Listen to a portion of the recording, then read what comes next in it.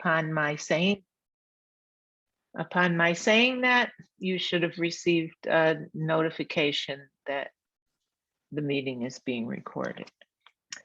So tonight we're going to cover some important features of Illinois vis-a-vis elections. And we have some very knowledgeable presenters. So I'd like to begin. I'm sorry, I've forgotten if someone else is going to introduce Representative Janet Yang Rohr. She is the 41st District State Rep. And is there someone who is going to do that? Sorry. I guess it's me. So I would like to welcome Representative Janet Yang Rohr to talk about changes to voting rules in Illinois in the upcoming election cycle.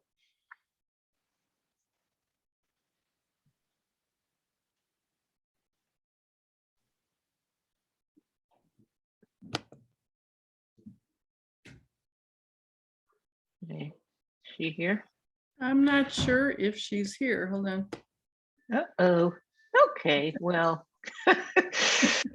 I guess we will hold her spot and move to the next presenter on the agenda. I see Jean Kesmer here, so thank you so much for great. Ditto what Erica said. Thank you so much, Jean. And we did receive word from Representative Yang Rohr. She's voting right now, so we can expect to see her maybe a little bit later. So what we're going to do is to advance the agenda. And our next presenter is Linda Callis. And she's going to address the issue of what we're all facing these days, which is where can I find my voting districts? So Linda, you want to take it away?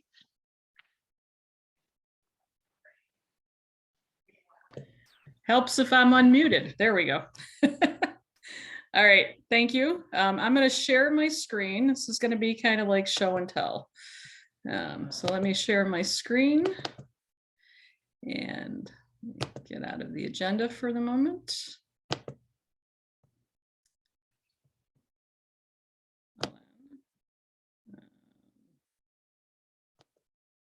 There we go. Okay.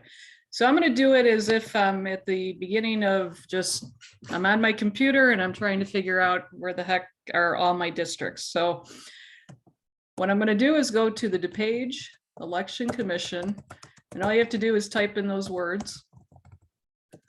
It helps if you spell correctly. And the first thing that pops up should be the DuPage Election Commission website. And again, it's the DuPage clerk, but if you look under Election Commission, you're going to find it. And you go to their site, and on this page, and you can almost see it when you first get on there, but if you go down a little bit, there's this red button that's called Unofficial 2022 District Lookup. So you go into that button. And I don't know if we'll have to ask Jean if how long this is going to be here, because hopefully forever. Maybe it'll be called official at some point. So I'm going to put in my address.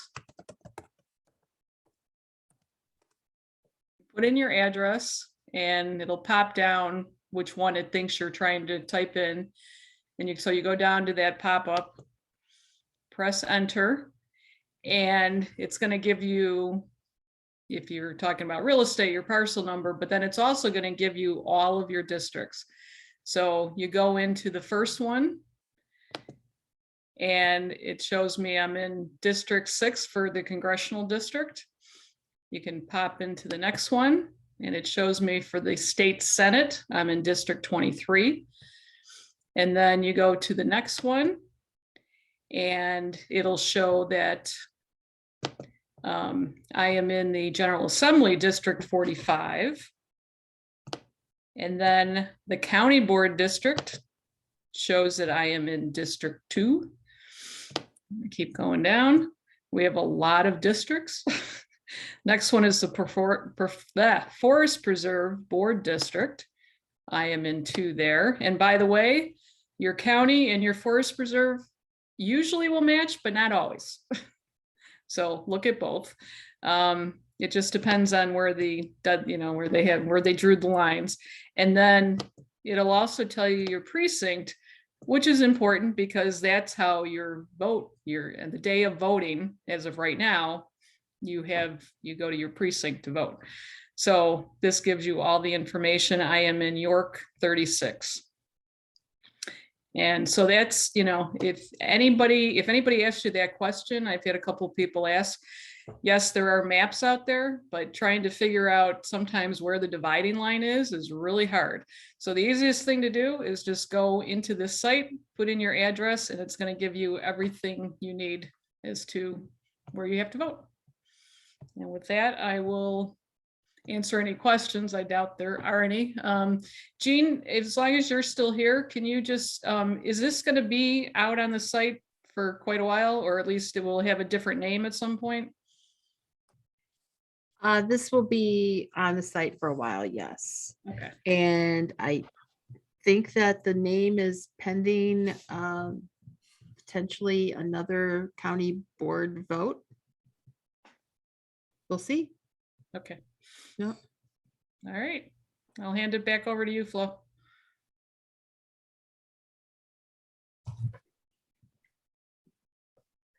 Okay, thank you, Linda. This is good to have, on your phone if you're out and about and you're talking to people and you're trying to figure out which candidates to talk about. It's always helpful to be able to locate that information. Our next presenter will be Ursula Tanui. She is going to give us some information about voting dates, and I think she has a document to share with us. Yes, I'm also going to do some, well, I guess not as thorough a show and tell as Linda just gave us, but I do have a little slide with all those wonderful dates. Let's see if I can make this a little bit bigger for everybody. All righty, so if you are a calendar person, now is that time when you can pull out your calendar and enter some important dates. I'll also have this as a page printout, and we'll make that available through our various media sites, which you can find in the lower left corner. If you wanted to get quickly to that DuPage elections website, there's a little QR code also in that corner, and we'll have those on printouts as well. That'll take you just right to that landing page that Linda first showed us. But the main objective I'm trying to get through here today is election dates. So let's go through some of those. Jean mentioned some of them to begin with, and I'll just go through them one more time really quick. My first date that I have up here is anytime, even on election day, you can register to vote. There used to be select times when you needed to register to vote, and there still are to some degree. Online registration does end at some point, and registration needs to be done in person. But even up to election day, we have same-day registration and voting. So a voter should never be deterred by the fact that they're not registered to vote ahead of election day. There is a first date that's on our calendar. It's March 30th to request a vote by mail ballot. And there is an end date by which you need to request that vote by mail ballot. You can't request it on election day and expect it to be at your doorstep on time. I mean, you could, but at that point, you might as well just go into your polling place. So there is a hard deadline of June 23rd when the Election Commission needs to receive those mail ballot requests. So if you've already made that request, May 19th is the first date that vote by mail ballots will be mailed out. And it also happens to be the first date that you can go to vote early. But that's only at that county fairground site. The thing that's always confused voters and myself as a PC trying to explain where voting sites are is the vote early sites, because some of them are counted as permanent and some of them are counted as temporary. And it doesn't, going into one of these polling sites that are early or that are permanent or temporary, they don't look very different when you're going to vote early. I've been to a couple of them in at least my area. And so it's the only way, really, the best way that I can explain which ones are which and what their hours and days are is to put a link once those locations and hours become available. And that's the best way I found to explain it, or to convey that information to voters. I tend to put in my letter to my PC voters the closest locations that there are, but I don't know a better way to communicate that, especially if they're looking for something like Sunday hours, which some of us are. I used to work on Saturdays and had kids during the week, so I was looking for Sunday hours. And then, of course, our last day is June 28th for Election Day. And as Jean mentioned earlier, there are 2 weeks after that when a lot of stuff happens. And this is when sometimes if you're engaged in as a volunteer, you want to help out candidates, there's almost always at least one candidate at the county level, often there's one in every township, that is still looking for that last little edge of ballots that might come in. And so they're looking for every ballot that they can possibly get counted. And so one of the things that you can do if you want to do some legwork is make some phone calls to ballots, the owners of ballots that have had their vote by mail ballot rejected. And it's the most common reason we saw in the campaigns that I've worked with were missing signatures. And that's an easy thing to correct. And then that ballot can be counted. So if you want to help out some candidates that are on the edge, that's always a volunteer opportunity. And I think I'll turn it back over to Flo unless somebody has questions or corrections for me, because I can always be corrected. I have one thing to say. Mm-hmm. So this has not been discussed publicly, but I'm very excited about the fact that we were able to get a state grant to pay for the paving at the fairgrounds for the early voting site there. And I don't know if any of you had ever visited the fairgrounds for early voting, but the gravel was a mess, and there were a lot of jokes made about it, and also it was very difficult for people with any type of disability to walk on all that gravel. And so the portion of the payment that is around the early voting site will be paved this spring. Woo. Yeah.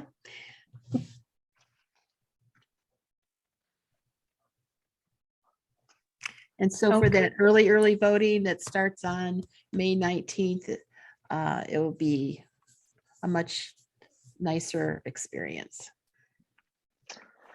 That's really nice to hear. I've been there for other events, and trying to push a stroller through gravel and muddy gravel is unpleasant. Thank you, Jean. Thank you. Okay, thank you, Ursula and Jean. And now let's move on to some more in-depth discussion about vote by mail, and also something very near and dear to our hearts as organizers and grassroots activists, which is how to get involved with the voting process. And that presentation will be made by Diane Hewitt. Hi, everybody. I'm just gonna share my screen.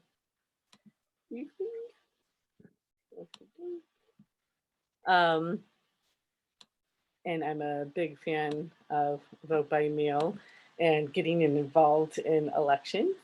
So the first thing, I'm not sure why it's taking so long to load, but the first thing that we can do is help candidates. There's several candidates on the line. And we just want to make sure that you have the opportunity to sign petitions. If you haven't had the chance to either volunteer with any one of the awesome candidates, they all need your help in talking to your neighbors, people in your precinct, people in your township. They all need their message spread. Also, doing some simple things on Facebook, going to events. There's a few parades that are coming up in the next week, in the next 2 weeks with St. Patrick's Day. So we definitely, the candidates need your help. One of the other awesome things that you can do is on election day, you can electioneer. If you look at each of the different places where there's a polling place, there's rules as to whether you can or you cannot electioneer at that place. Usually there's 100 feet rule. There's always a 100 feet rule of the entrance to the polling place, and then when you can start electioneering. And it's totally, I think, one of the most effective things that you can do on election day. A lot of times candidates on election day are like, what do I do? I've been running for the last 3 months, like 6 months, however many months. And then it's kind of like a little bit of a letdown on election day when you're just waiting to refresh your screen for those votes. But I think one of the things that we were deciding is on election day, if you're the candidate, which can be the most effective. And when you, or even if you're not the candidate, when you're just when you're very much a helper, talking to those people right before they vote can really have an impact. So I highly recommend doing electioneering in the proper place with the right materials and the right attitude. So I definitely recommend that. Poll watching.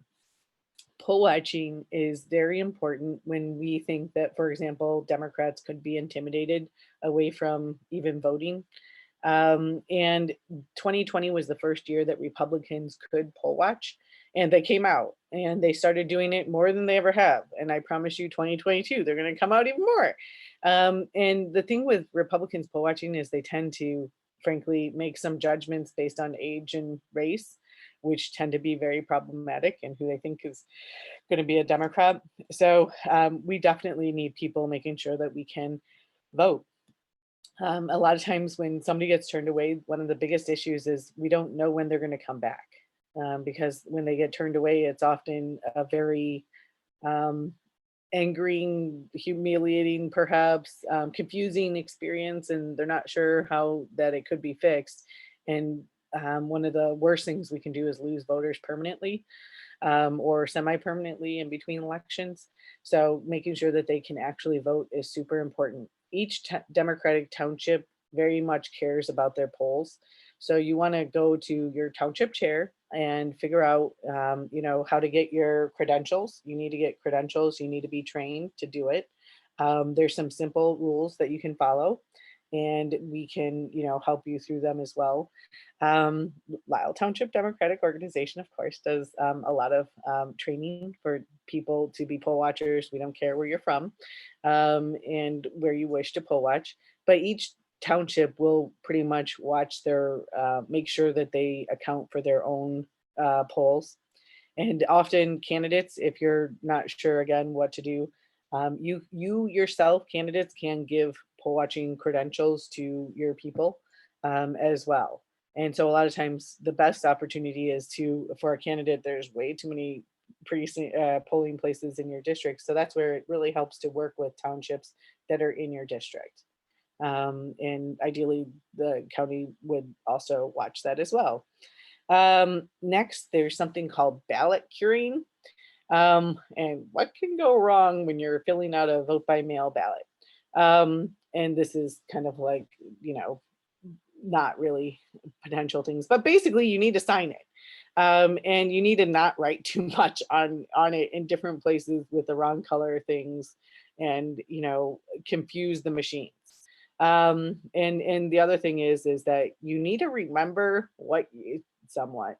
I mean, it's way more important that you sign the back of your envelope, but sometimes people sign things with other things than their name.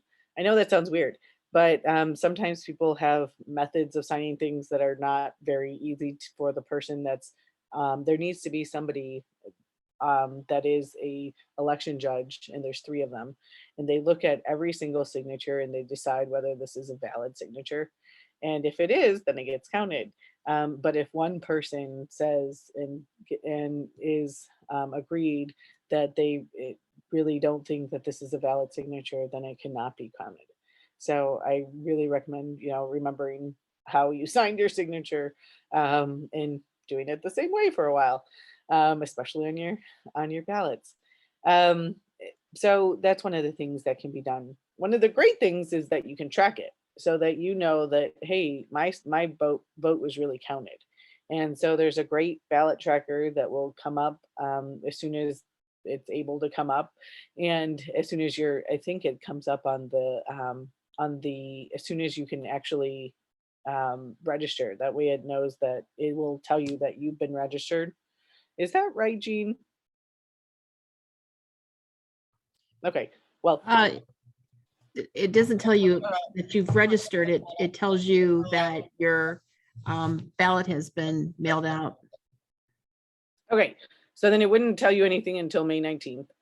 Right. And so, but I think sometimes people are always just worried, where is it? Is it on the way? Has it been received? And making sure that it's been counted is really important. If you're a candidate, then the thing that you want to note is, okay, well, the person has the ballot. You can figure out, okay, who currently have their ballots, and you can chase those ballots, meaning that you would know, hey, Ursula, registered for her vote by mail ballot. She has it. And from a candidate's perspective, if you're in a primary, the odds of her completing it are higher. She's almost there. And so one of the things that you would want to do is make sure, hey, Ursula, did you turn that, ballot in? We know you're gonna vote for us. So, a lot of times it's really helpful for those people to get that call and make sure that they do turn it in by the day of the election. Next, yeah, my computer screen decided to freeze right now. Oh, there we go. Okay, next. Oh no, that's the end of my presentation. I was just thought I had more. Any other questions? So Diane, I do have a question. So you talked a little bit about curing, but if somebody wants to help cure ballots, can you just explain that a little bit more, how that works? Thank you, Linda. I was very general about that. And thank you so much for all the curing that you have done. So here's what happens is that some townships or some organizations will create a list, and they'll give you very explicit directions as to, hey, this person, for example, needs to have an affidavit signed in order for their for their vote to be counted. Sometimes that's the most common thing, is that they have to sign an affidavit, which means that they have to get it notarized. They have to sign a piece of paper, get it notarized, and then get it to the clerk's office in order for it to be counted within 2 weeks of that election. And so that's one of those things that you can start early. So say the person mailed in their ballot on May 19th and they forgot the signature. Well, then it's possible that you can see as a candidate, oh, geez, I need to make sure that this person, has done this curing possibility. And you can call that person, you can knock their door, you can, usually it's calling or knocking their door that happens. And a lot of times you're sending a notary, or you're making sure that they understand how to get their affidavit notarized and processed. But if it's not cured, then it does not count.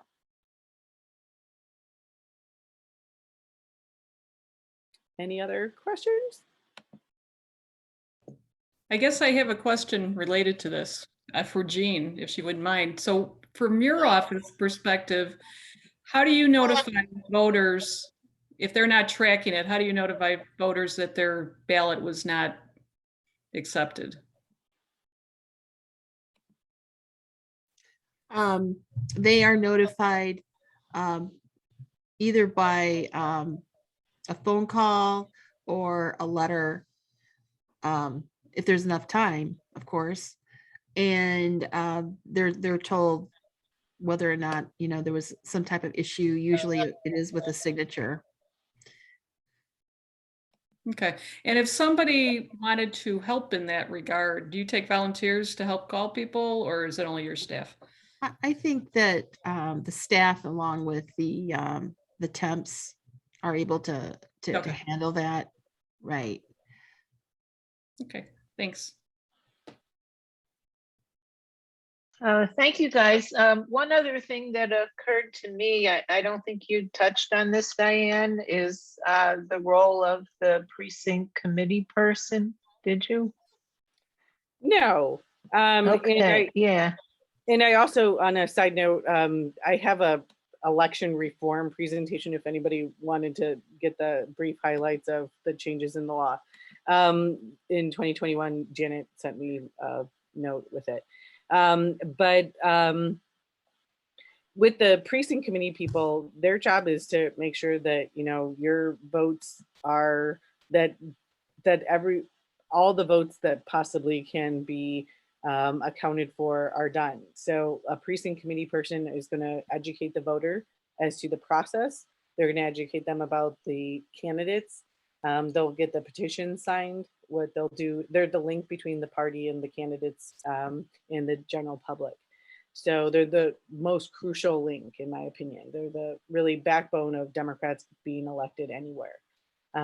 So your roles as PCs are really critical and vital to getting Democrats elected anywhere.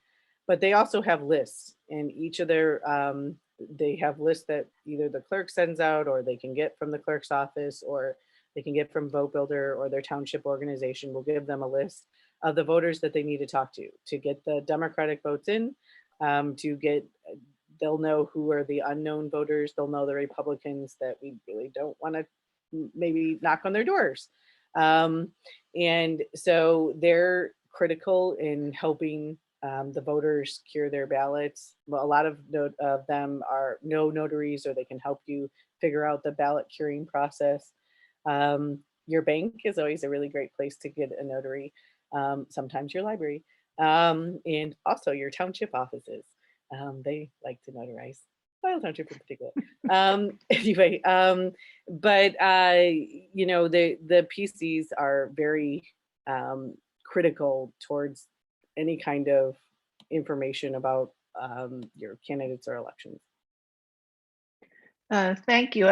Several of us on this Zoom are PCs, and PCs are can be elected, which is optimal, but if you are interested in performing a PC function and you haven't gone through the process of being elected, it is possible to be appointed if your precinct is uncovered by a PC. So if you do want more information about that, please reach out, because not every precinct is covered by a PC. PCs actually do have to get on the ballot and be elected, and those of us who are doing that are actually involved in the petition signature process now as well. Yes, and you can be appointed, say there's multiple PCs in your precinct, that's okay. You can be appointed to a close by precinct that is often of a similar district. And this is you have like a few months and a year to get on that ballot. And this is one of the petitions for all the candidates and the precinct committeemen are due March 7th through the 14th. So since I offered to give information to anybody who's interested, I just put my email in the chat. So if you are interested in being appointed as a PC, or you want to go ahead and enter the election process, contact me and I can set you in the right direction. Okay, thank you. Anything else, Diane? You look like you were. Oh, I was just going to say, like, really briefly, some of the main differences in the new voting law is that we actually get a holiday for voting for the election. Oh, right. Yeah. For the general holiday. There's going to be a permanent vote by mail ballot option, which means that you can permanently get your vote by mail sent to you, which is going to be really critical for us to sign as many people up as possible in this general election year, so that in 2023, when we have a 14% turnout, Democrats automatically get that ballot mailed to them. So the next two election cycles, in the primary and in the general, we really need to get as many Democrats elected so that in 2023, we get as many Democrats that get that vote by mail ballot. So that's going to be the real critical piece that really has changed. And whether we have curbside voting options expanded, that would be much appreciated. There's been a large call for them to be at the municipal centers. Voting centers have now been approved, and it'll be interesting to see how that happens in DuPage. And so that's some of the main things that happened. Okay, thank you. One thing, of course, that has to be taken care of is to get our voters registered. So Margaret De La Rosa will talk to us about tips for registering voters. Good evening, everybody. Let me share my screen. I have a little bit of a keynote, not a PowerPoint. So let me find where that is. And I will share that with you. Oh, not that. Okay. Oh, now you're seeing everything on my screen that I don't want you to see. Okay. Should I tell you how much I like my Mac? Hang on one second. Get rid of that and that. And hopefully I can find my presentation here. Yeah, Margaret, right now we're not seeing anything. Okay. There we are. Now we got it. Yep. Now you got it. Okay. Sorry about that. I am challenged by my Mac, although I'm supposedly supposed to like it. Okay, so we're going to talk about voter registration. So who qualifies to vote? Who's a qualified person? That person has to be a U.S. citizen, a resident of the precinct for 30 days, and 18 years old by election day. You know, in the case of a primary, a 17-year-old can register to vote, but they still have to be 18 by the date of the general election. Must not be convicted or serving a sentence, and cannot claim to vote anywhere else. So those are the key things that we look for when we're registering voters. How can you register? Well, you can register online. I think that's the easiest, although I am a voter registrar. And you can vote by mail, or you can vote in person at Jean's office.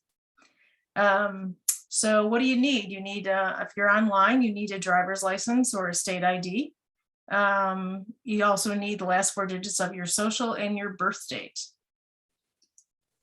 I think the online is best when if you're out and about, because most people have smartphones, and you can also supply yourself with a little QR code that brings someone to the site. So when you mail, you do a vote registration by mail, you actually have to download the form either from DuPage or from the Illinois election site, complete it, and then return it. And in person, like I said, you can either do it with a deputy registrar like myself, but they also exist in townships, in villages like here in Glen Ellen. The library, schools often have deputy registrars. And you can also see your precinct committee person who would have been appointed a deputy registrar at the time that they were elected or they were seated in their office. So, voter registration, we need more voters for better representation on how we want to live. So voting is a right. Democracy is not a spectator sport, and it's inclusive of all eligible voters in our community. So we want to get as many people registered as possible. This is an unusual time for a primary. We don't usually have a primary in June. And that's related to a lot of things as well as the maps. So I think it's a confusing time for people. And I especially think this is coming out of COVID. I think we're all kind of used to doing our new daily routine. So it's been unusual for us to have, people are not going to be thinking of an election in June. I guarantee you, people will be thinking about graduation parties and being out of school and not elections. So, registering voters makes people aware of elections and issues. It increases registration, increases engagement, and increases votes, which is what we want. So kind of some do's and don'ts about registering voters. Registrars cannot engage in any political activity while registering voters. No fundraisers, not while canvassing for a particular candidate. Registrars cannot register voters where alcohol is being served. I don't know if you know that or not, but you can't. So deputy registrars must be trained, take an oath. Deputy registrars must be registered to vote in the jurisdiction in which they are appointed. I would always say that make it easy on the voter. Bring them along, have your QR code ready because it takes them to the site and it makes snapping pictures of IDs much easier. Again, make it easy for the voters. I like to prepare reminders for deadlines 28 days before election day. If I'm talking to my neighbors, so people know, and if we have newly minted 17-year-olds that are going to be 18 on election day, I want to make sure that they're registered to vote. So look for those high school kids. Remember that there's a grace period and for registration. They have 27 days before election day, but you can also, do changes of addresses. Those are things that can happen outside that period. New voters can be placed on the permanent to vote by mail list. That may be an option for someone. But post information on Instagram or Twitter or send to your village hall for posting on their sites. I think that's always key. Just getting as much information as you can out there, especially for young voters. That's why I say Instagram and Twitter. And make your life easier by don't reinvent anything, because there are lots of resources on registering to vote from the Illinois Election Commission at the elections.il.gov, and register to vote, which is the DuPage election division, dupageco.org. All have printable pamphlets, which are nice if you're canvassing to just take around with you. And that concludes my little presentation. So Margaret, I have 2 questions for you. Yep.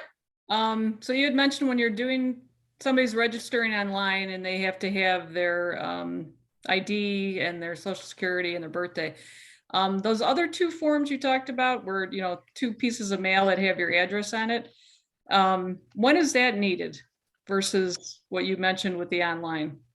That's needed when you do that, when you are with a registrar in person where you're filling out a form.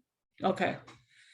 But if you're somebody, you're not a registrar, but you want to encourage people to register, the best thing is to show them that online.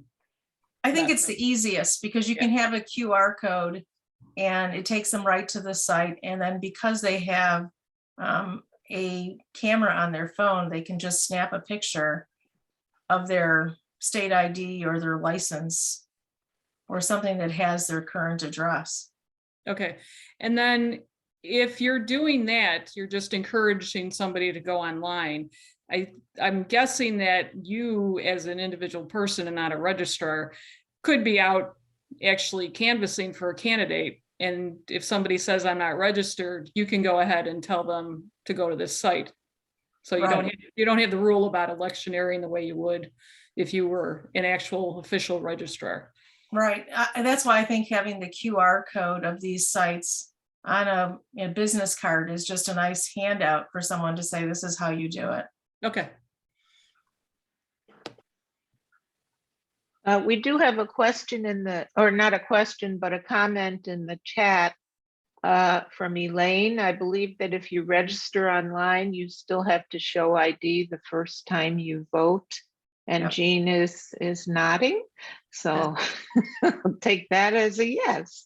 And, So thanks for that input. and that person should not feel like they're being forced to have, an ID at the polling place, that they're being discriminated against in any way. It's just that first time. They do need to do that. Also, I want to put in a quick plug that if you have not, if you're not liking and following our county clerk page, please do and do so. Follow us on Twitter and Instagram, and encourage others to do so as well. Oh, that's a good idea. That's And a that's great where idea. And that's where you get real information. We are registered with Facebook as an official government site. And this was necessary because there was so much misinformation coming out several years ago. We are a true source of information. So what's the search for that? DuPage County Clerk or Office of Election? It's called the Office of the DuPage County Clerk. Okay. That's for Facebook. I don't Right. have, everything memorized there. But Okay, great. Yeah, we can publicize that too. So good to know. Thank you. Jean, Okay. I really like your site because it has so many nice little things that you can just print out. And just like I said, if you're canvassing, you can just print them out and then you have them ready for, for distribution should someone need it. well, I'm glad that you said that because I wish that we could do a lot more with our site. Right now, we are forced to go along with the template of the rest of the county. And so we're very limited in what we can do with our website. That's going to change, but not in 2022. It's going to change for 2023. But it's not easy to put a lot of special features on our website because of it. I will look forward to that. Okay. Linda, Okay. thank you. Linda, do you have anything else? Nope, that was it. Thank you. Okay, great. Okay, so we did not hear back from our representative Yang Roar, but thank you to Diane Hewitt for incorporating many of the points that she had learned from her presentation to us tonight.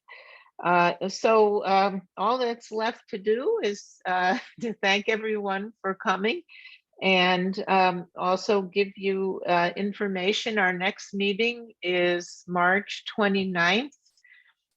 We are facing within DuPage a number of primaries among Democrats, and we are planning a forum of those candidates who are in contested primaries. So look for more information, but the date for that is set at March 29th. And then finally, we have our T-shirt campaign is in full swing. And the first 5 people, how does this go, Linda? The first 5 people who responded? who So the first showed up? 5 people that responded and also showed up will get Yay. t-shirts. And the front of the t-shirt is the graphic that we had at the beginning, which I don't know if I can find again. Oh, I can't. So you want me to try to find it? oh, that's okay. It's that Democrats Democrats deliver. deliver. So I Yeah. will be doing that matching of who were the first to sign up and also appear. And I will contact you via email to find out your size. And we are just at the point of, took us a while to design it. But the front is the Democrats deliver and the back has a list of the accomplishments. Oh, there we go. Yay. There it is. That's the front. So we're just at the point of ordering them. So I think there's at least one person on the call tonight who we owe one from another meeting. So we will get those to people, but I'll reach out to you to find out what your size is. And then we hopefully in the next 3 weeks or so, in time for nice spring weather, you can be wearing it around and getting our message up. Okay. Okay. Well, thanks to all of you for coming. If you have any questions about Indivisible DuPage or anything pertaining to elections, please reach out and we will continue to stay in touch. Good night, everyone. Would anyone want a 1-minute tour of my office? Oh, Would you like that? As long as you're Right here. Sounds great. No, yeah, Yeah, sure. hopefully I won't make you sick when I'm doing this, okay? So, and by the way,